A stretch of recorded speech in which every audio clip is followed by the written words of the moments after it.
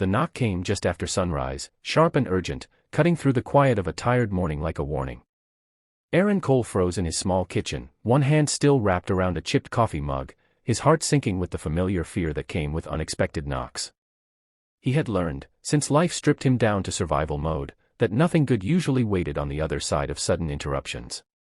Outside his door stood a woman holding a child close, both of them pale with exhaustion, eyes heavy with a desperation that felt heavier than the cold air around them.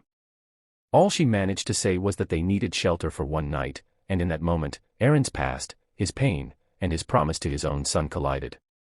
If you believe in kindness, second chances, and the quiet power of ordinary people doing extraordinary things, take a moment right now to like this video, leave a comment, share it with someone who needs hope, and subscribe to the channel Everyday Kindness. Stories like this exist because people like you believe they matter. Aaron had never planned on being a single father. Life had decided that for him on a rainy afternoon 3 years earlier, when everything he loved was taken in a single phone call.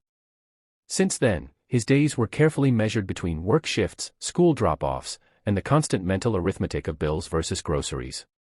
His small rented house wasn't much, but it was safe, clean, and filled with the quiet determination of a man refusing to let his son grow up without stability. Every nail in the wall, every repaired hinge, carried the weight of survival and stubborn hope. He had learned to lock his heart the same way he locked his door at night. The woman at the door was named Marisol, and the child clinging to her coat was her daughter, Noemi. They looked like they had been walking for hours under the open sky, their shoes dusted, their faces drawn tight by hunger and fear.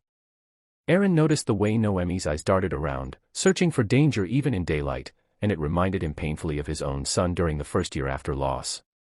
That look never belonged to a child. It belonged to someone who had learned too early that the world could be cruel. Aaron's mind raced with reasons to say no. He didn't have extra money.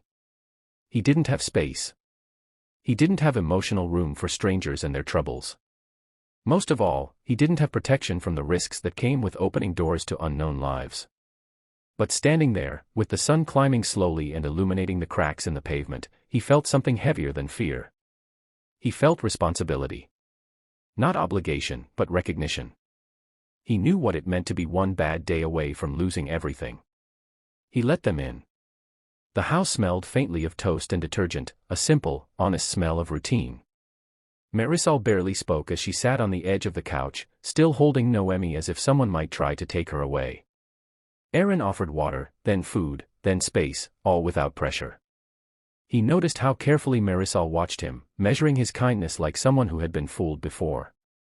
Trust, he knew, was earned slowly, and sometimes only temporarily. As the morning turned into afternoon, fragments of their story surfaced without forcing. Marisol had escaped a situation that left bruises deeper than skin. She had chosen safety over certainty, walking away with nothing but her child and the courage to keep moving. Shelters were full. Phones were unanswered. Every door before Aaron's had stayed closed. She wasn't asking for rescue, only rest. Aaron's son, Theo, came home from school to find unexpected guests and a quiet tension hanging in the air. He said nothing, but his eyes softened when he saw Noemi sitting cross-legged on the floor, drawing shapes on scrap paper. Two children, strangers minutes ago, shared crayons without questions, without fear.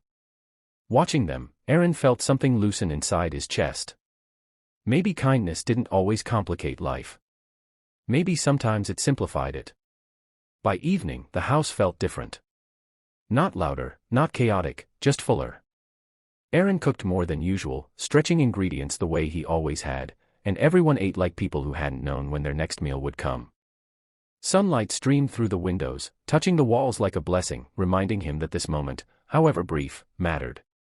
That night, when the house finally grew quiet, Aaron lay awake, staring at the ceiling.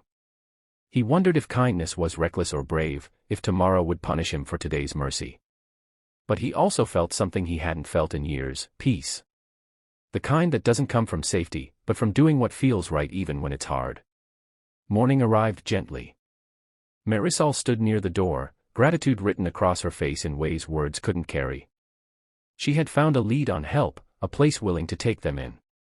This night had been a bridge, not a solution, but bridges save lives. Noemi hugged Theo tightly before leaving, a silent promise between two children who understood loss more than most. Before they stepped back into the world, Aaron realized something profound. Opening his door hadn't weakened him. It had reminded him who he was before fear taught him to shrink. Sometimes survival hardens people. Sometimes kindness softens them again. If this story touched your heart, if it reminded you that even one small act can change everything, please take a moment to like, comment, and share this video. Your engagement helps stories of hope reach people who desperately need them. And before the ending, we have a special request. Comment, "The door stayed open," if you believe that compassion still has a place in this world.